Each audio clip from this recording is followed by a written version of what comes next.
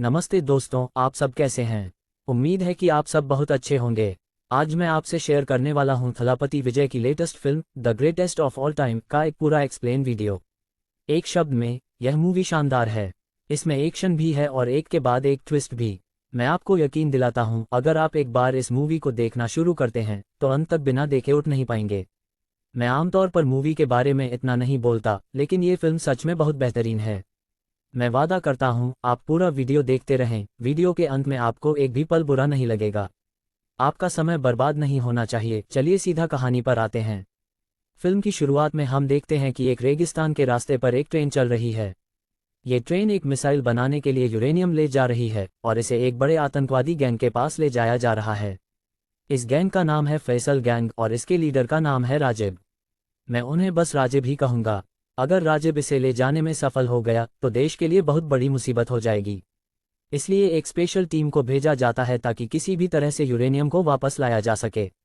उसका नाम अजय है, जो दूर से एक स्नाइपर लेकर उस ट्रेन का पीछा कर रहा है। तभी ऊपर से एक हेलीकॉप्टर से एक आदमी को ट्रेन के अंदर लाया जाता है। इस आदमी को दरअसल राजिब ने बुलाया है क्योंकि राजिब को शक है कि यूरेनियम असली है या नकली। इसलिए उन्होंने रूस से एक वैज्ञानिक को बुलवाया है। रूसी वैज्ञानिक ने जांच कर बताया कि इस मिसाइल का यूरेनियम नकली है। ये सुनकर राजिब के लोग चौंक जाते हैं। तभी राजिब की एंट्री होती है और वह कहता है कि यूरेनियम तो नकली नहीं है, नकली तो यह वैज्ञानिक है। ये सुनते ही राजिब के लोग वैज्ञानिक की तरफ गाना गूंजने लगता है और तभी ट्रेन के बाहर से कल्याण कुछ टाइमर बम लेकर ट्रेन के अलग अलग डिब्बों में लगाने लगता है। कुछ समय बाद टाइमर बमों में से एक फट जाता है और तभी वैज्ञानिक बड़े ही स्टाइल में अपना मुखौटा हटाता है। तब पता चलता है कि यह वैज्ञानिक असल में हमारे सुपरस्टार थलापति विजय हैं। इस मूवी में उनका नाम गांधी है।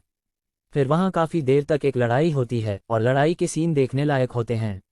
आपने एक्सप्लेन तो देखी होगी, फिर भी मैं आपसे रिक्वेस्ट करूंगा कि अगर आपके पास समय हो तो पूरी मूवी एक बार जरूर देखिए, बहुत मज़ा आएगा। गांधी ट्रेन के अंदर लड़ाई कर रहे हैं और कल्याण बाहर से अलग अलग डिब्बों में टाइम बम लगा रहा है। एक समय पर कल्याण की गाड़ी पर आतंकवादी हमला करते हैं, जिसके चलते कल्याण ट्रेन के अंदर चले जाते हैं। दोनों ट्रेन में लड़ाई कर रहे हैं और बाहर गांधी के ग्रुप का एक और आदमी सुनील है जो हेलीकॉप्टर लेकर आया है उन्हें लेने के लिए। फिर वे उस यूरेनियम के साथ हेलीकॉप्टर में चढ़ जाते हैं। उसके बाद हम गांधी की पत्नी को देखते हैं जो प्रेग्नेंट हैं। उनका नाम अनु गांधी है और उनके एक बेटे का नाम जीवन है। ये सब मिलकर गांधी की हिप्पी एक परिवार बनाते हैं। बाहर राजा बन रहा था, घर में बिल्ली गांधी अपनी पत्नी से बहुत डरता है। गांधी की पत्नी उसे कहती है कि जिंदगी को लेकर स्कूल जाना है। काली जिंदगी को स्कूल छोड़कर ऑफिस चला जाता है। वहां हम उनके बॉस को भी देखते हैं। उनके बॉस बहुत गुस्से में हैं क्योंकि उनका प्लान था कि यूरेनियम और राजिब को लाना है, लेकिन उन्होंने पूरी ट्रेन को जला दिया और राजिब को भी नहीं ला पाए। फिर वो बताते हैं कि राजिब ट्रेन धमाके में मारा गया है, तो उनके बॉस और कुछ नहीं कहते। उनके बॉस बताते हैं कि हमारा अगला मिशन थाईलैंड है और आज का काम ये है। काम खत्म करके उस मिशन के लिए तैयार हो। गांधी बोले, सर आज तो मुझे अपनी पत्नी को अस्पताल ले जाना था। दूसरी तरफ देखा जाता है कि गांधी की पत्नी अनु पहले से ही अस्पताल में चेकअप कराने आ चुकी है। गांधी को वहां आने का था, लेकिन काम के दबाव में वो नहीं आ सके। इसी वजह से रात में घर आने पर अनु गांधी पर काफी नाराज है। गांधी अनु को खुश करने के लिए कहते हैं, हम थाईलैंड घूमने चलेंगे। अनु को तो ये नहीं पता कि गांधी दरअसल कुछ अपराधियों के पीछे भाग रहे हैं। जब अनु थाईलैंड का नाम सुनती है तो वो बहुत खुश हो जाती है। गांधी जब ये अपने बाकी सदस्यों के साथ शेयर करते हैं, मेंबर लोग बहुत गुस्सा हो जाते हैं क्योंकि वो क्रिमिनल पकड़ने जा रहे हैं और यहाँ परिवार ले जाना बिल्कुल सही नहीं होगा। गांधी कहते हैं, हम तो हैं, कोई समस्या नहीं होगी। फिर वो थाईलैंड चले जाते हैं, जहाँ गांधी अपने परिवार के साथ बहुत अच्छा समय बिताते हैं और बीच बीच में अपना काम भी करते रहते हैं। एक दिन गांधी अपनी पत्नी और बच्चे के साथ मार्केट जाते हैं, तभी कुछ क्रिमिनल उन पर हमला कर देते हैं।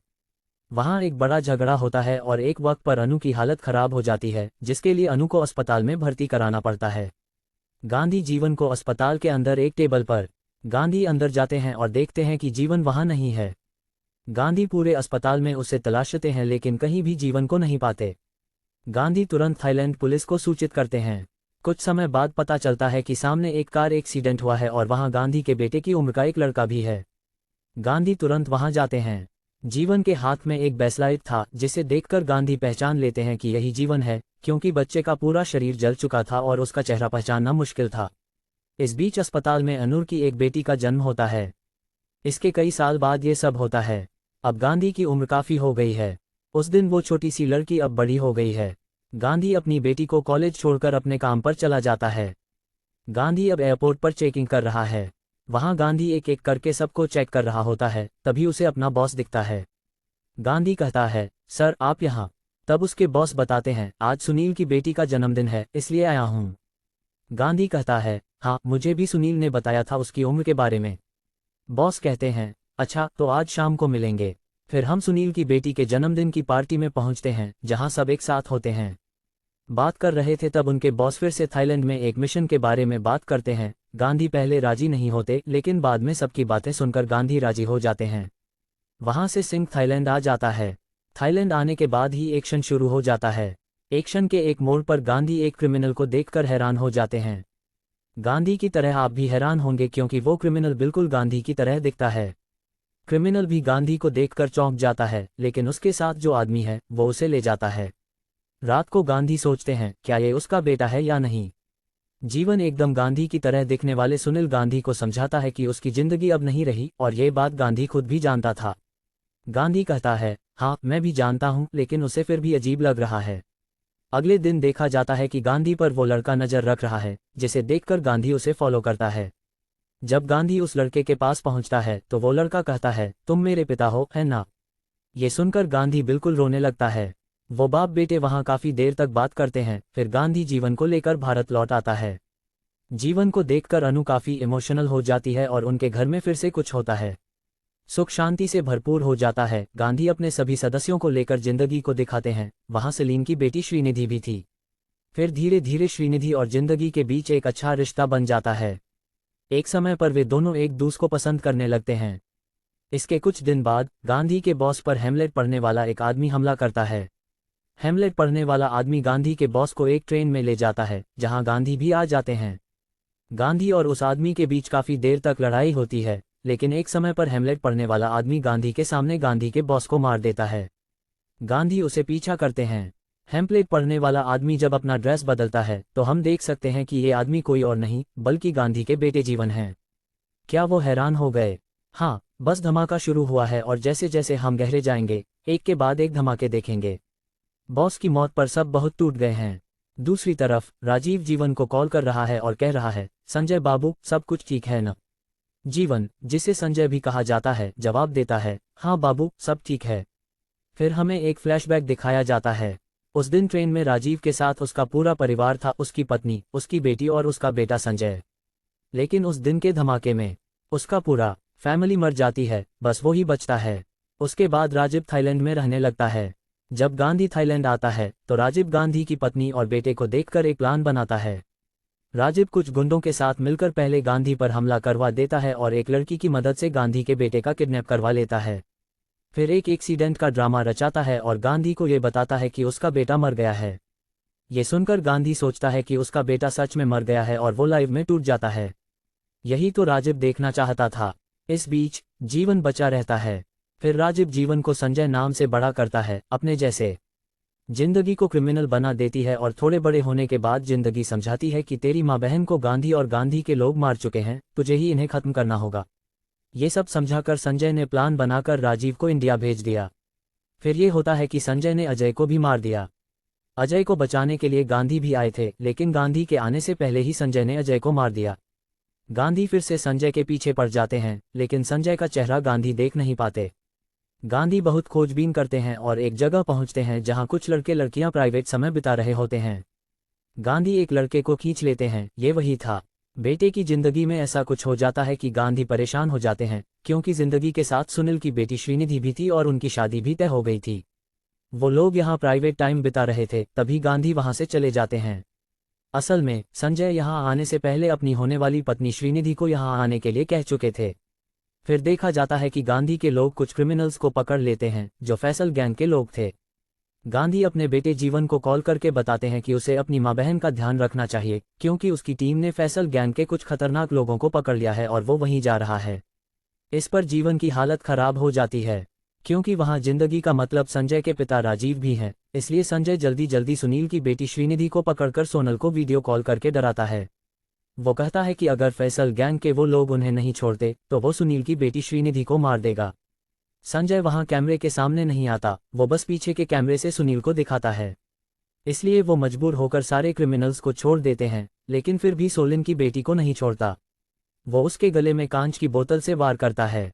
तब तक लोकेशन देखकर गांधी और बाकी सब वहां आ जाते हैं। सब अलग अलग होकर कल्याण सुनील को ढूंढ रहे हैं। जब श्रीनिधि ने अपनी बेटी को देखा तब भी वह जिंदा थी। श्रीनिधि ने कल्याण को सब कुछ बता दिया। मैंने कभी सोचा भी नहीं था कि ये सब कुछ देखने को मिलेगा। कल्याण ने सेलीन की बेटी को मार डाला, मतलब घर का दुश्मन विभीषण। ये भी फिल्म का एक बड़ा ट्विस्ट था। फिर हमें एक फ्लैशबैक दिखाया जाता है। कल्याण असल में राजीव का आदमी था। कल्याण सारी खबरें संजय को देता था और संजय उसी के हिसाब से बाकी लोगों को मारता था।